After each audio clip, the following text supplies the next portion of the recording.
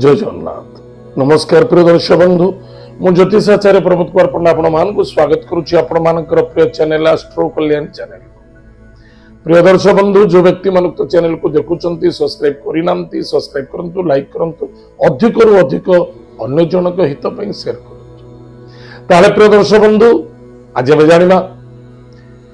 2024 मसीहा को विदाय दे पुनः 2025 मसीहा को स्वागत करी 1 जनवरी 2025 ठारू 31 जनवरी 2025 यानी सन 2025 मसीहार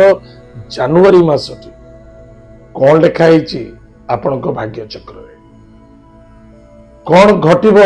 जनवरी मासरे तुला राशि व्यक्ति मानक कौन सावधान रहा जो व्यक्ति जन्म जातक राशि होची तुला राशि अन्यथा जो व्यक्ति जन्म लग्न होची तुला लग्न जदि आपण पाखे जातक नहीं नाम राशि होची तुला राशि निश्चित रूप से एपिसोड देखा बहुत आवश्यकता अछि। प्रिय दर्शक बंधु वर्तमान सूर्य देवता धनु राशि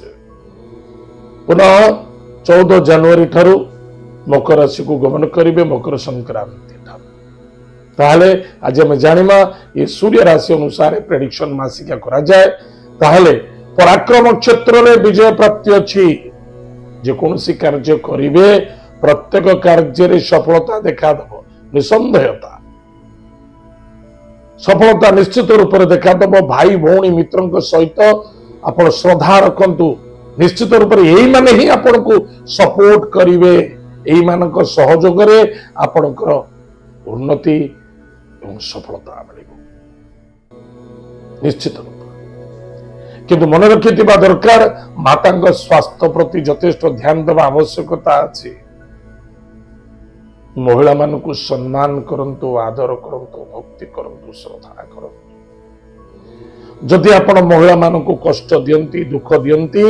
चाहे से आपनकर कन्या हो चाहे पत्नी हुंतु चाहे माँ हुंतु चाहे कौन सी पड़ोसी महिला हुंतु ना कहीं चाहे भाउज हुंतु एमती किसी गलती कार्य करंतु ना चाहे आपण पुरुष होइतंतु चाहे महिला होइतंतु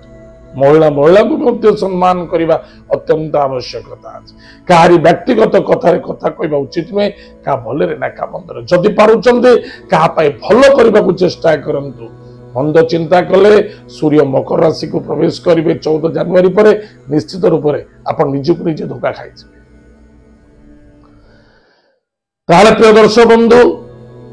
जो माने भूसंपत्ति क्षेत्र में बेपार क्रय विक्रय करुचंती सेमानक पई जबरदस्त फलप्रद घटिबो लाभे रहिबे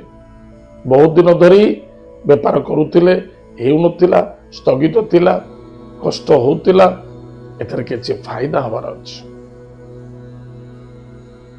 भाई भौणी मित्रों द्वारा सपोर्ट मिल दूर यात्रा विदेश यात्रा भ्रमण जोग देखा दौची अर्थनैतिक क्षेत्र सुधारता देखा दब स्वास्थ्य उत्तम गृह कार्य सफलता देखा दब कौन सी भूसंपत्ति गृह कार्य इन्वेस्टमेंट करुचंती बा कौन सी गृह निर्माण करुचंती सेतिर लाभवान हेबे अर्थनैतिक क्षेत्र वृद्धि पाइब सपोर्ट मिल जिवो एतद व्यतीत विद्यार्थी विद्या क्षेत्र में सफलता अर्जन करेंगे जो माने जॉब करने को चाहते जॉब रे मध्य सफलता सपोर्ट सहयोगता भाग्य साथ दब बस चेष्टा प्रति चेष्टा करवा कौन हब न हब से परर कथा कौन करिपारुछे कौन करुछे ताहा बहुत इंपोर्टेंट विवाह मांगलिक कार्य को नहीं तीर्थ व्रत को नहीं उत्तम समय अच्छी आगु को बढ़ी पारिबा एवं ईश्वर सेवा मध्य यथेष्ट आनंद प्राप्ति देखा दब ताहले प्रिय दर्शक बंधु कौन सी भी कार्य करुचंती निश्चित रूप से आपण को बहुत परसेंट यानी 83% सपोर्ट मिल 100 रु 83% 83% मतलब 83% सपोर्ट मिल समय ताहले आगु को बढ़ंतु बिल्कुल पछघुंचा दबा उचित नुहे जदि आपण किसी एक्सपोर्ट इम्पोर्ट कार्य करुचंती सेतिर मध्य सफलता देखा दब नूतन गाड़ी प्रॉपर्टी इत्यादि इन्वेस्टमेंट करंतु लाभे रहिबे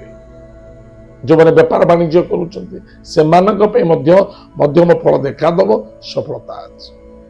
प्रतिकार प्रत्येक दिन प्रातः समय किछि अरुआ चाउल क्षीर एवं जल सहित गुड़ टिक मिश्री मिसाई प्रत्येक सोमवार गुरुवार एवं शनिवार दिन मन रखी था अरुआ चाउल पानी रे राति भेदे दिंतु सकाळे टिके जल से पानी रे भेदा तो पानी तो टिके अल्प थी